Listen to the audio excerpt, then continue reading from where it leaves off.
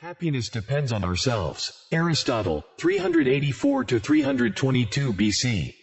More than anybody else, Aristotle enshrines happiness as a central purpose of human life and a goal in itself. That is, happiness depends on the cultivation of virtue, though his virtues are somewhat more individualistic than the essentially social virtues of the Confucians.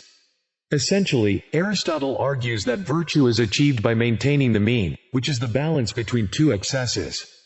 Aristotle's doctrine of the mean is reminiscent of Buddha's middle path, but there are intriguing differences. For Aristotle, the mean was a method of achieving virtue, but for Buddha the middle path referred to a peaceful way of life which negotiated the extremes of harsh asceticism and sensual pleasure-seeking. The middle path was a minimal requirement for the meditative life, and not the source of virtue in itself. One of Aristotle's most influential works is the Nicomachean Ethics, where he presents a theory of happiness that is still relevant today, over 2,300 years later. What is the ultimate purpose of human existence? The key question. Everywhere we see people seeking pleasure, wealth, and a good reputation. But while each of these has some value, none of them can occupy the place of the chief good for which humanity should aim. The Greek word that usually gets translated as happiness is eudaimonia, and like most translations from ancient languages, this can be misleading. The main trouble is that happiness, especially in modern America, is often conceived of as a subjective state of mind, as when one says one is happy when one is enjoying a cool beer on a hot day, or is out, having fun, with one's friends. For Aristotle, however, happiness is a final end or goal that encompasses the totality of one's life. It is not something that can be gained or lost in a few hours, like pleasurable sensations. It is more like the ultimate value of your life, as lived up to this moment, measuring how well you have lived up to your full potential as a human being. For this reason, one cannot really make any pronouncements about whether one has lived a happy life until it is over. Just as we would not say of a football game that it was a great game at half-time. Indeed, we know of many such games that turn out to be blowouts or duds. For the same reason, we cannot say that children are happy, any more than we can say that an acorn is a tree, for the potential for a flourishing human life has not yet been realized. For as it is not one swallow or one fine day that makes a spring, so it is not one day or a short time that makes a man blessed and happy. Aristotle. Thus Aristotle gives us his definition of happiness.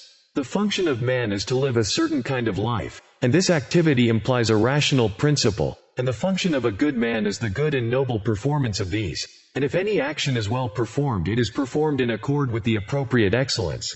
If this is the case, then happiness turns out to be an activity of the soul in accordance with virtue. The pursuit of happiness is the exercise of virtue. Aristotle tells us that the most important factor in the effort to achieve happiness is to have a good moral character, what he calls complete virtue. But being virtuous is not a passive state.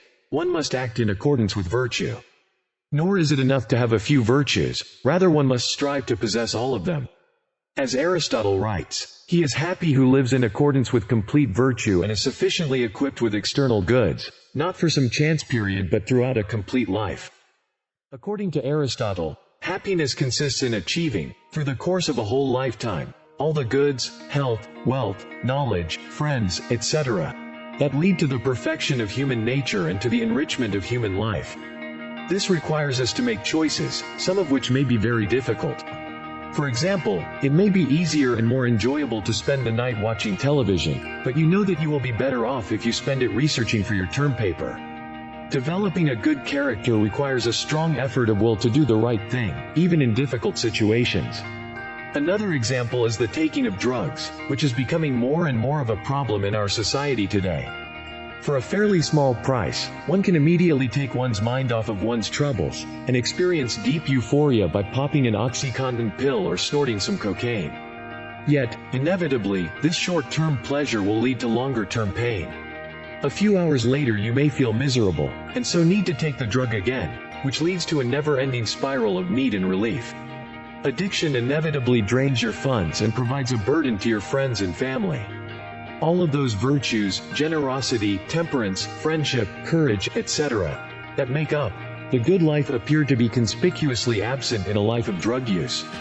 Aristotle would be strongly critical of the culture of instant gratification, which seems to predominate in our society today.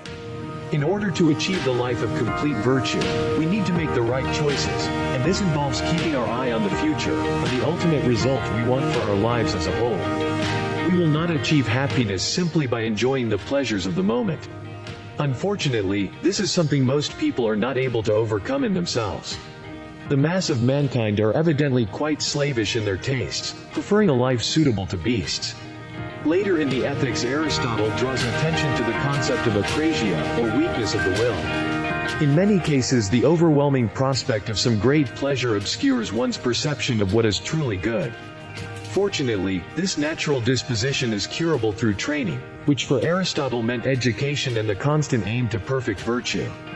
As he puts it, a clumsy archer may indeed get better with practice, so long as he keeps aiming for the target. In conclusion, according to Aristotle, what is happiness? 1. Happiness is the ultimate end and purpose of human existence. 2. Happiness is not pleasure, nor is it virtue. 3. Happiness cannot be achieved until the end of one's life. Hence it is a goal and not a temporary state. 4. Happiness is the perfection of human nature. Since man is a rational animal, human happiness depends on the exercise of his reason.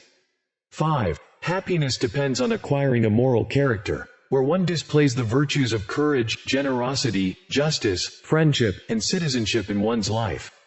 These virtues involve striking a balance or mean between an excess and a deficiency. 6. Happiness requires intellectual contemplation, for this is the ultimate realization of our rational capacities.